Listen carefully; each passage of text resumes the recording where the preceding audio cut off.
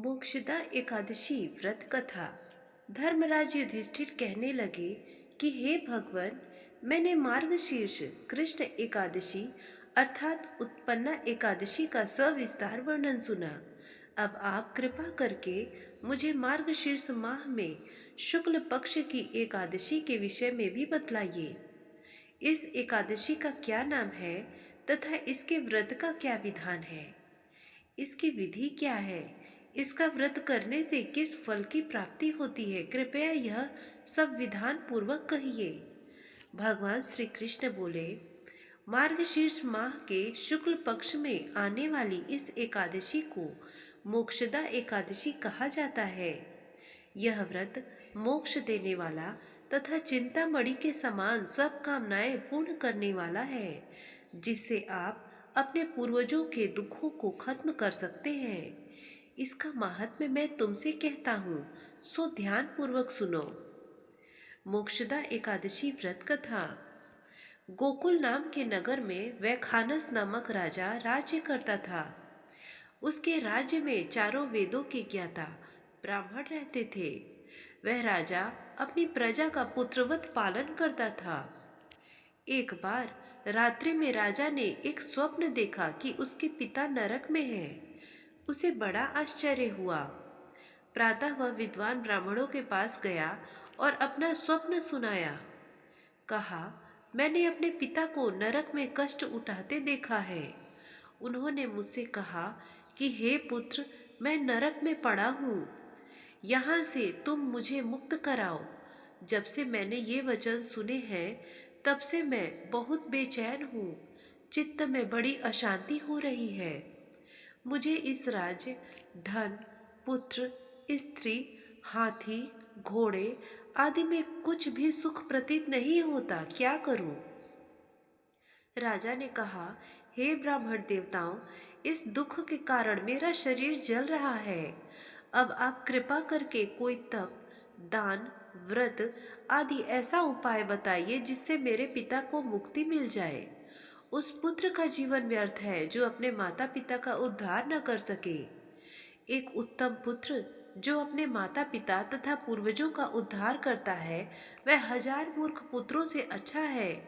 जैसे एक चंद्रमा सारे जगत में प्रकाश कर देता है, परंतु हजारों तारे नहीं कर सकते।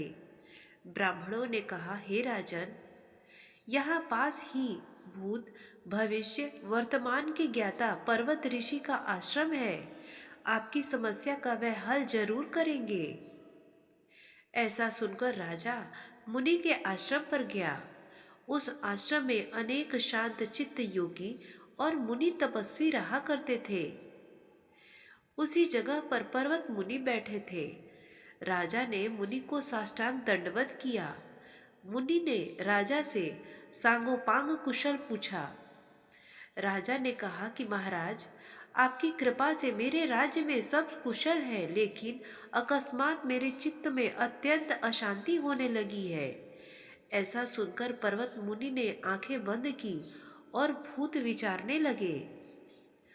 फिर बोले, हे राजन, मैंने योग के बल से तुम्हारे पिता के कुकर्मों को जान लिया है। उन्होंने पूर्व जन्म में कामातुर होकर एक पत्नी को रति दी, किंतु सौत के कहने पर दूसरे पत्नी को ऋतुदान मांगने पर भी नहीं दिया। उसी पाप कर्म के कारण तुम्हारे पिता को नरक जाना पड़ा। तब राजा ने कहा, इसका कोई उपाय बताइए। मुनि बोले, हे राजन, आप मार्गशीर्ष एकादशी का उपवास करें और उस उपवास के पुण्य को अपने पिता को संकल्प कर दें। इसके प्रभाव से आपके पिता की अवश्य नरक से मुक्ति होगी। मुनि के ये वचन सुनकर राजा महल में आया और मुनि के कहने के अनुसार कुटुंब सहित मोक्षदा एकादशी का व्रत किया। इसके उपवास का पुण्य उसने पिता को अर्पण कर दिया। इसके प्रभाव से उसके पिता की मुक्ति मिल गई और स्वर्ग जाते हुए वे पुत्र से कहने लगे, हे पुत्र, तेरा कल्याण हो। यह कहकर स्वर्ग चले गए। मार्गशीर्ष मास की शुक्ल पक्ष की मोक्षदा एकादशी का जो व्रत करते हैं, उसके समस्त पाप नष्ट हो जाते हैं। इस व्रत से बढ़कर मोक्ष देने वाला और कोई व्रत नहीं है। इस दिन गीता जयंती मनाई जाती है। साथ ही यह धनुमास की एकादशी कहलाती है। अतः इस एकादशी का महत्व कई गुना और बढ़ जाता है। इस दिन से गीता का अनुष्ठान प्रारंभ करें तथा प्रतिदिन थोड़ी थोड़ी गीता थोड़ी देर तक अवश्य ही पढ़ें। श्री हरि विष्णु देवाय नमः।